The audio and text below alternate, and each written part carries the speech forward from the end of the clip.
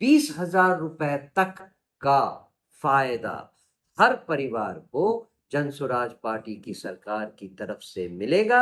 इसकी गारंटी का है वो कार्ड जिसे हम कहते हैं परिवार लाभ कार्ड। ध्यान दें, इसे परिवार लाभ कार्ड कहते हैं। मतलब हर परिवार को 20,000 रुपए तक का फायदा सरकार देगी।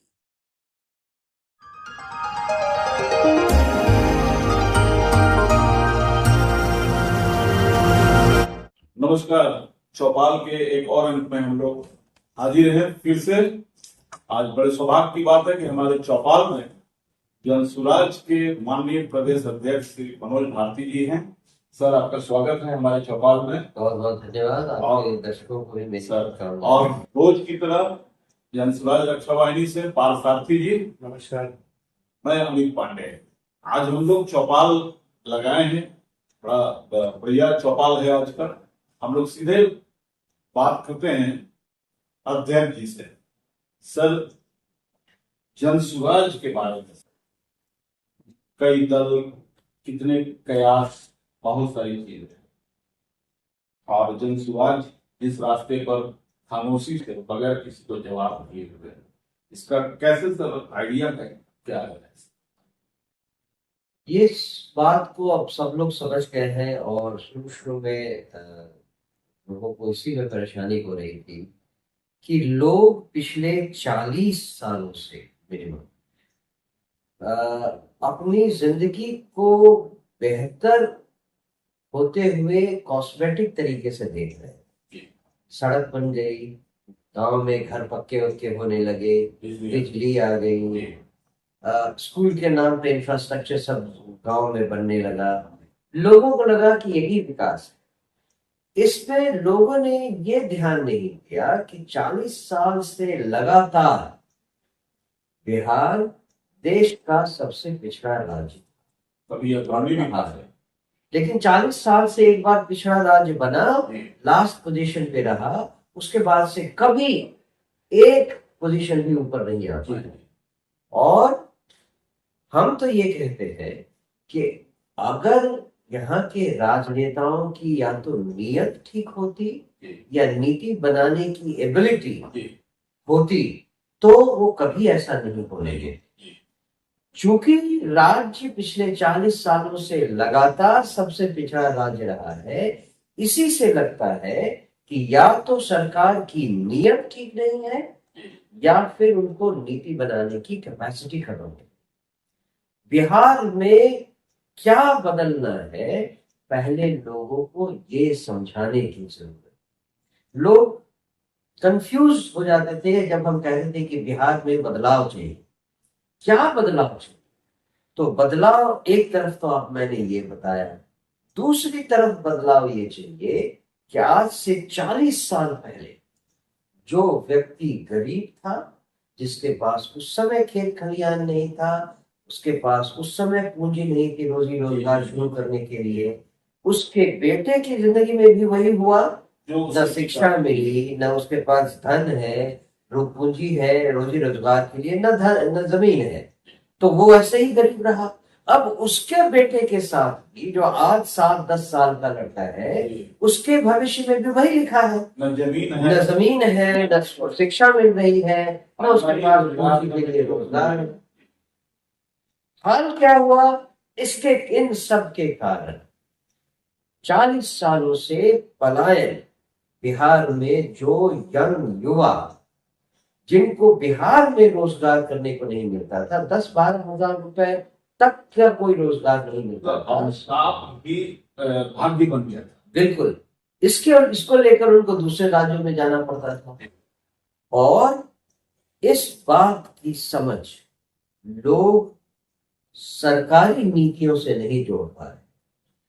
जन स्वराज की सबसे बड़ी खासियत है कि हमने जनता को जगाने का, हमने जनता को ये बता दिया है कि आपकी गरीबी के लिए जो जिम्मेदार हैं, उनसे आप इस बार धोखा अपना उनके धोखे को समझिए और इस बार वो धोखा मत खाइए। वो धोखा कैसे हो रहा है ये हमने उनको समझाया।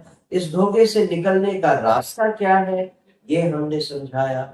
और जो विकल्प उनके पास अब तक नहीं था, उस विकल्प के सामने जब जनसुराज आया है, तो जनसुराज लोगों के लिए क्या करेगा, बदलाव कैसे आएगा, इसकी पूरी रूपरेखा जनसुराज ने लोगों को दे दी है। जिसका एक स्वरूप आजकल जो परिवार लाभ कार्ड हम देते हैं, पीएलसी कार्ड, उसमें इस पूरी संस्था व्यवस्था की कहानी लिखी हुई है। तो मुझे लगता है कि जनता धीरे धीरे समझ रही है। और मैं तो शुरू से कह रहा हूँ, जब से मैंने 1 साल पहले, लगभग 10 महीने पहले ज्वाइन किया, तब से मैं कह रहा हूँ, जन सुराज की लड़ाई किसी राजनीतिक दल से नहीं है। जन सुराज की लड़ाई अपने आप से। हम कितने लोगों को ये बात समझा पाए, यही हमारी लड़ाई। अगर इस चुनाव में लोग नहीं समझ पाते हैं, लोग हमें वोट नहीं दे पाते हैं उस नंबर में जो हम चाहते हैं, तो इसका मतलब यही होगा हमारे लिए कि हम अपनी लड़ाई में जीत नहीं पाए। हम जो खुद साथ नहीं दे रहे। हाँ, हम अपनी ये लड़ाई की जनता की विचारधारा को बदल दें, उसमें हम कामयाब नहीं हुए। हमें किसी राजनीतिक दल से कोई लड़ाई नहीं। जनता समझ गई, उसने एक ऑल्टरनेटिव चुनना चाहा, उसने जनसुराज को चुना, तो ये व्यवस्था बिहार की जरूर बदलेगी। आज हम लोग चौपाल में पार्थसारथी जी, हम लोग अध्यक्ष जी से ही सुनते हैं कि उन्होंने चौपाल में काफी परिवार लाभ कार्ड और जितने भी पंच लाइनें हैं, उसको हम लोगों ने एपिसोड वाइज किया है और विभिन्न मुद्दों को भी उठाया है। गोपाल कृष्ण का हत्याकांड से लेकर बहुत सारे मुद्दे उठाए।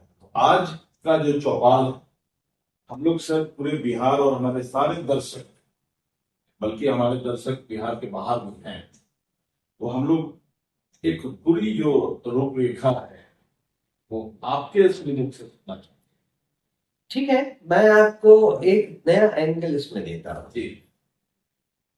अगर बिहार में बदलाव लाना है, मैं आजकल डिफरेंट गांव में जाकर सभाएं कर रहा हूं, अगर एक सभा में आप देखें 500-700 लोग बैठे, वो है गांव का समाज। उस समाज को पिछले 40 सालों से जो मुश्किलें देखने को मिल रही है, उसमें बदलाव लाना है, तो उसमें क्या किया जाए। समाज के पूरे पॉपुलेशन को हमने 3 ब्रॉड कैटेगरी में बांटा। पहला भाग है जन्म से लेकर 15 साल का बच्चा। इस बच्चे को अच्छी शिक्षा मिलनी चाहिए, अब तक वो हो नहीं पाया। जनसुराज का पहला वादा इस जन्म से लेकर 15 साल के वर्ग के लिए है, जिसको उत्तम स्तर की शिक्षा मुफ्त दी जाएगी, इसका वादा है। मतलब सर, आप जनसुराज जो है वो अच्छे समाज की बुनियाद डालने का पहला काम, बिल्कुल परिकल्पना है जी। और पूरे समाज में जो भी लोग रहते हैं, उनको 3 वर्गों में बांटा गया है। अच्छा। एक तो वो वर्ग है जिसे पढ़ने की, जो कि बिना अच्छी शिक्षा के उनका भविष्य पहले भी अंधकार में था, आगे भी अंधकार में रहेगा। तो पहला रिक्वायरमेंट है शिक्षा। 15 साल तक के हर बच्चे को 10 साल की अच्छी शिक्षा मिले, ये गारंटी है, जिससे फाउंडेशन। और इस शिक्षा के लिए अगर उनके घर के पास का सरकारी स्कूल सही नहीं है, तो उनको प्राइवेट स्कूल में दाखिला दिया जाए, जिसको बिहार देहात में लोग कॉन्वेंट स्कूल के नाम से जानते हैं। तो कॉन्वेंट में डाल दिया जाए, उसका खर्चा सरकार देगी। अच्छा सर, ये अच्छी स्कूल नहीं है आसपास, इसका थोड़ा सा हम लोग ये करें सर कि अच्छे स्कूल मतलब कि वहां सभी चीजें, शिक्षक, बिल्डिंग, छात्र, तीनों चीज, माहौल मतलब पूरा अगर नहीं मिल रहा है तो, और पेरेंट्स जो हैं, गार्जियन जो है वो संतुष्ट नहीं है, स्थानीय स्कूल से, विद्यालय से, तो उनको निजी स्कूलों में डाला जा सकता है। जी, आजकल जो सरकारी स्कूल गांव में इतने सारे बिल्डिंग बन गए हैं, सब चीजों, किसी भी गांव में जाइए, जो प्राइमरी स्कूल है वहां पर कोई बच्चा नहीं जाता, सब खेलते रहते हैं। जी हाँ जी केवल खाने के समय अपने अपनी थाली लेकर खाना लेने चले जाते हैं और फिर वापस आते हैं। जी यही होता है, यही सच्चाई है। स्कूल में शिक्षक भी जानते हैं कि पढ़ाई लिखाई होनी नहीं है। 5 शिक्षक हैं तो उनमें से 1 आता है, 2 आता है, जो भी हो।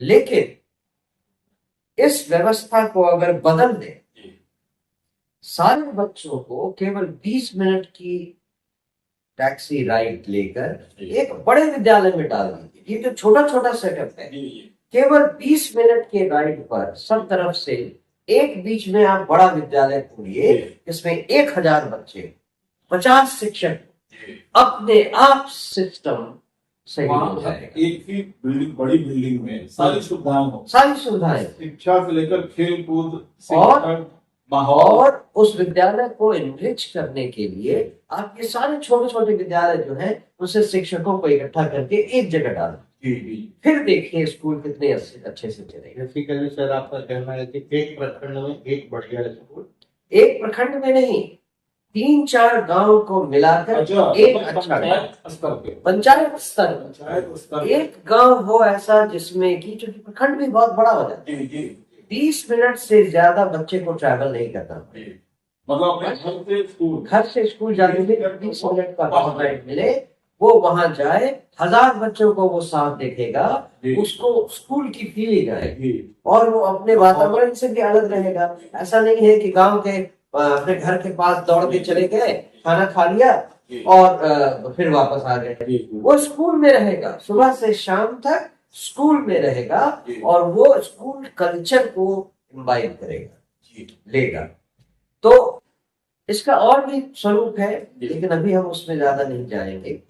लेकिन आइडिया यही है कि बच्चों के घर के पास स्कूल ले जाकर हमने देख लिया, ये काम नहीं करता है। अब बच्चों को स्कूल तक ले जाए, शिक्षकों को इस घर से दूर ले जाकर देख लिया, उससे भी कुछ फायदा रहेंगे, वहां पर रहकर पढ़ाएंगे। तो सारे एक्सपेरिमेंट हो गए। जन सुराज की अपनी एक सोच है जिससे कि हर बच्चे को एक अच्छी शिक्षा कम से कम 10 साल की जरूर है। तो ये हो गया जन्म से लेकर 15 साल। 15 साल से 60 साल का व्यक्ति काम करने का समय जो वो पढ़ने लायक अब नहीं रहे, उसको अब पढ़ाया नहीं जा सकता। उसके लिए अब रोजगार चाहिए। उस रोजगार की व्यवस्था उसके घर के पास, उसके जिले में हो जाए, इसकी भी गारंटी जन स्वराज पार्टी ले। वो सारे युवा जो मजबूरी में अपना गांव, अपना घर छोड़कर दूर दूसरे राज्यों में चले जाते हैं, पानी खोदते हैं, छोटे छोटे काम करते हैं। भाई आपके गांव से लड़का जाता है चेन्नई में सब्जी का ठेला लगाता है, आपके गांव से लड़का जाता है मुंबई में टैक्सी चलाता है, गांव से लड़का जाता है सूरत में, अहमदाबाद में फैक्ट्री में झाड़ू लगाता है, पंजाब और हरियाणा जाके खेतों में मजदूरी करता है। ये सब काम ही करना है तो अपने गांव में, अपने जिले में क्यों नहीं हो सकता है? ये जन सुराज वादा करती कि हर युवा को जिसको मजबूरी में यहाँ से घर छोड़कर बाहर जाना पड़ता है, उसको 12,000 रुपए तक की नौकरी का इंतजाम यही कर दिया। सर, इसको थोड़ा सा एलोबरेट कर दीजिए कि किस तरह का काम यहाँ पर उनको मिल सकेगा। यहाँ पर तरह तरह के काम है। एक तो आगे आने मैं बताऊंगा, मनरेगा के थ्रू उनको काम दिया जाएगा। मनरेगा का लगभग 40% जो हमारा बजट होता है वो बिहार सरकार अभी वापस भेज देती है, सरेंडर हो जाता है। तो उन सबको और तरह तरह से मनरेगा को यूजफुल ढंग से यूज करके एक बड़ा रोजगार का एवेन्यू है, यहाँ से है, रोजगार नहीं मिल रहा है, पैसा सरेंडर हो रहा है। दूसरी चीज, आवास निर्माण एक ऐसा काम है जिस पर सरकार अभी तक ध्यान नहीं दे। जिस तरह से कॉन्ट्रैक्टर को देके या इंदिरा आवास का स्कीम देके घर बनाए जा रहे हैं, मेरे ख्याल से इस मॉडल को चेंज करने की जरूरत है, जिसमें बहुत सारे लोग पैसे खा रहे हैं। इसमें भी बहुत लोगों को एम्प्लॉयमेंट मिले। इसके अलावा स्किल डेवलपमेंट किया जाएगा। हर बच्चे को जिसने 15 साल की उम्र पास कर ली है, उसको स्किल डेवलपमेंट करके नए तरीके उसको बताए। मतलब उनके पास चॉइस ऑफ एजुकेशन होगा। एब्सोल्युटली। अगर किसी का पिता खेती करता है तो उसको स्किल डेवलपमेंट में खेती के नए तरीके बताए जाए, नए बीज के तरीके, फर्टिलाइजर के तरीके, टेक्निक, सब कुछ बताया जाएगा, जिससे कि वो अपने पिता के साथ जाकर खेती की पैदावार को दुगना कर सके। जनसुराज जो है ये पूरी एक रोड मैप बनाई। बिल्कुल बिल्कुल, ये सारा कुछ हमने क्लियर ढंग से सोचा हुआ है, मतलब ऑन एयर ये सब नहीं है। और इसके अलावा इसी लाइन में ये जो सोच है वो शांत किशोर जी ने कई बार बताई है। बिहार को देश और विदेश में नर्सेस सप्लाई करने का सेंटर बनाया जाए। हमको सर अभी जैसे केरला से जा रहा है, और बिहार में क्यों नहीं? केरला से बिहार में लड़कियों को, बच्चों को आप 10-12 ट्रेनिंग सेंटर खोल दीजिए। हर जगह हजार लड़कियां एक बार में जाएंगी, 6 महीने की ट्रेनिंग लेंगी, उनको उसी ट्रेनिंग में अंग्रेजी भी अच्छी सिखाई जाएगी, जिससे कि वो बिहार में तो नर्स बने ही, बिहार के बाहर और दूसरे राज्यों में भी जाकर काम कर सके और देश के बाहर भी जाकर नौकरी ढूंढ सके। सर इसका कुछ अवेयरनेस का भी प्रोग्राम है? क्योंकि ये सब होगा। मैं तो आपको मोटी मोटी चीजें बता रहा हूँ। ठीक इसी तरह से जैसे मैंने किसान का एग्जाम्पल दिया, किसी के पिताजी अगर बढ़ई का काम करते हैं तो उस बच्चे को अगर इच्छा है तो उसको बढ़ई के वुड वर्किंग में स्किल डेवलपमेंट किया जाएगा। नए तरह से क्या किया जा सकता है, किस काम से बढ़ई के रोजगार को करते हुए वो अपना रोजगार बढ़ा सकते। स्किल डेवलप, इलेक्ट्रीशियन, प्लम्बर, इन सब की ट्रेनिंग प्रॉपर होनी चाहिए, जिससे कि लोगों को अच्छी सर्विस मिल सके और एक प्रोफेशनल रोजगार पैदा हो सके। बहुत बड़े मतलब तो ये पूरी समाज को बदलने की एक मुहिम है, परिकल्पना है, जिसको धरातल पर ला रहे हैं। जी। तो ये हुआ रोजगार। मैंने आपको दो समाज के दो भागों के बारे में बताया, जन्म से लेकर 15 साल और 15 से 60 साल। अब 60 साल से बड़े जो भी है वो ना तो पढ़ सकते हैं, ना रोजगार का समय रह गया। उनको सम्मानजनक वृद्धावस्था पेंशन मिले, इसकी गारंटी जल सुधार होगी। 2000 रुपए महीने की गारंटी है कि हर वृद्ध को वो मिलेगा। हर वृद्ध मतलब महिला हो या पुरुष, मतलब दोनों को। तो मतलब किसी गांव में अगर किसी बुढ़िया के यहाँ सारे बच्चे बाहर जाकर पलायन कर गए हैं, उनको अगर 4000 रुपए प्रति माह मिल जाता है तो उनकी जिंदगी कितनी आसान हो जाएगी, छोटी जरूरतें तो पूरी हो जाएंगी। और जो बच्चे उनके किसी भी काम में बाहर हो, उनको टेंशन नहीं रहेगा। नहीं है, पता नहीं वो चाय के लिए दूध आई है उनकी नहीं। एब्सोल्युटली। तो ये हो गया समाज के पूरे वर्ग को एज से, उम्र से हमने 3 भागों में बांट दिया और सबों के लिए प्रोग्राम बनाया। अब बचा महिलाएं। वो अलग कैटेगरी क्यों बनाई गई? वो इसलिए कि इन जनरल आज जो महिलाएं हैं जो परिवार चला रही है, उनमें से लगभग 99% महिलाएं गांव में अनपढ़ है।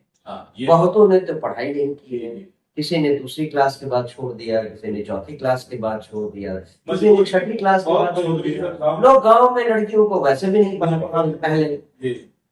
इन सारी महिलाओं को अब परिवार बड़ा करने के बाद इतना समय है कि वो कोई भी काम अपने घर में शुरू कर सकते, अपना स्वरोजगार।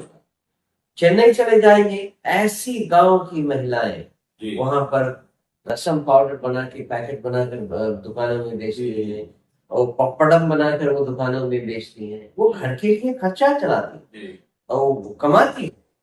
यही काम आप राजस्थान गुजरात में चले जाइए, गांव की महिलाएं फाफड़ा तिलौड़ी पापड़ी सब बनाती हैं, अपने घर में पैक करती हैं और दुकान में जाकर बेच देती हैं। आप पंजाब हरियाणा चले जाइए, महिलाएं अच्छी तरह से दुग्ध व्यापार में है, बकरी पालती हैं, मवेशी पालती हैं और अपना बिजनेस करती हैं। अगर इतनी गांव की महिलाएं ये सब कर पाती हैं तो बिहार में गांव की महिलाएं क्यों नहीं ऐसा हो सकती? इसका केवल एक कारण और वो है कि कोई भी रोजगार करने के लिए आपको पूंजी चाहिए। और पूंजी आज ये महिलाएं, गरीब महिलाएं बैंक में लेने जाए तो पहले तो 10 तरह के कागज साइन करवाने पड़ेंगे, उनको ऋण नहीं मिलेगा, बहुत सारा चीज मांगा जाता है आपका। और अगर मिल भी गया तो 10-12% सालाना का ब्याज। मतलब अगर किसी को अपने घर में 4 सिलाई मशीन लगाकर सिलाई कढ़ाई का काम करना है, उसको बैंक से 1 लाख रुपए का लोन चाहिए, तो साल के अंत में उसे 12,000 रुपए का ब्याज देना पड़ेगा। किसी भी नए रोजगार के लिए लाख रुपए पर 12,000 रुपए ब्याज देना इतना आसान नहीं है। जन स्वराज ने क्या कहा, कोई भी महिला अगर अपना रोजगार शुरू करना चाहे तो उसे बैंकों से ऋण दिलवाया जाएगा, केवल 4% सालाना। 4% पे मतलब अगर उसी महिला ने अब हमारे पास 1 लाख का लोन लिया तो साल के अंत में उसे केवल 4,000 रुपए। ये कैसे होगा? क्योंकि बैंक का तो बैंक अपना तो वो महिला 4% ब्याज देगी, बाकी जो 6 या 8% ब्याज है वो जन स्वराज की सरकार सीधा बैंक को। अच्छा, सरकार देगी? सरकार सीधा बैंक को। महिलाओं के लिए तो बहुत बड़ी बात। तो ये तरीका है कि हम जनता के इस सेक्शन जो शिक्षा से मरहूम रह गए उनको हम सशक्त बनाए, उनको अपना रोजगार शुरू करने का एक मौका दें। ये एक बहुत अहम पहल हो। दूसरा, अंतिम किसान है। किसानों की पैदावार आय नहीं बढ़ पाती। क्यों? क्योंकि अगर उनको एक नगदी फसल उपजाना है उसके लिए मजदूरों की व्यवस्था चाहिए। जन स्वराज ने कहा कि कोई भी किसान अगर नगदी फसल उपजाना चाहे तो उसे सरकार मुफ्त में मजदूर मुहैया करवाए। कैसे होगा सर ये? इसी में हमने कहा कि आज जो काम मनरेगा में हो रहा है, जिसमें केवल मिट्टी काट के फिर भरना होता है, फिर एक तरह से मिट्टी काट के होता है, करेक्ट, उसको अगर सही ढंग से इम्प्लीमेंट किया जाए और मनरेगा के आदमियों को खेती से जोड़ दिया जाए तो किसानों को खेती के लिए मजदूर मिलेंगे और लोगों को रोजगार मिल जाएगा। और 40% जो सरेंडर हो रहा है, हाँ, वो भी नहीं हो पाएगा। तो ये सारी चीजें हैं। अब आप ध्यान दें कि अगर केवल ये 5 काम कर दें, समाज में बदलाव आना कितनी जल्दी शुरू। सर ये तो क्रांति की बात है जी, बिहार में सामाजिक क्रांति हो जाए। एब्सोल्युटली। लोगों को ये बात समझनी होगी कि ये जो 5 कदम जन स्वराज ने बताए थे शुरू से, वो कितने सोच समझ कर बताए। और अब जो आपको पारिवारिक लाभ कार्ड दिया जा रहा है उसमें इन्हीं 5 कामों में सरकार आपकी और आपके परिवार को जितनी मदद कर रही है उसके बारे में नंबर में लिखा हुआ है। जैसे अगर आपके परिवार में 2 बच्चे, उनको प्राइवेट स्कूल में भेजना है तो 500 रुपए के 1,000 रुपए का फायदा आपको होगा। आपके घर में किसी एक बड़े को नौकरी चाहिए परिवार में तो 12,000 रुपए की नौकरी का प्रावधान सरकार करेगी। अगर बुजुर्ग हैं आपके घर में तो 2,000 रुपए तक का पेंशन मिलेगा। अब जोड़िए 1,000, 12,000, 2,000, 15,000 रुपए होते। अगर घर में महिला है उसको ब्याज की रकम जो सरकार देगी उसका एवरेज निकाला गया है 2,500 रुपए।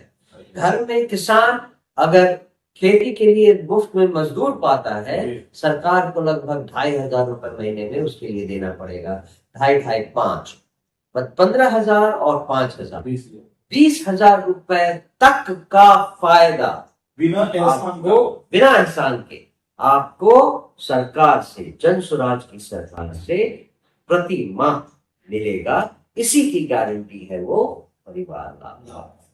हम लोग ये सिर्फ गारंटी नहीं है और न ही बड़े बड़े विज्ञापन अखबार के पन्नों का नहीं है, हर काम के पीछे मेहनत की गई है और तर्कपूर्ण एक सोच है, एक सोच है, एक जो नीति है। नीति है जो कहीं हवा में नहीं है।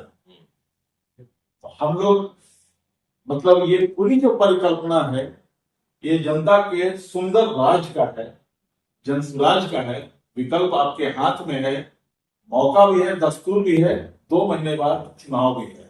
हम लोग फिर चौपाल में मिलेंगे अगली बार नए मुद्दे पर, हो सकता है किसी और मेहमान के साथ। तब तक के लिए नमस्कार। नमस्कार।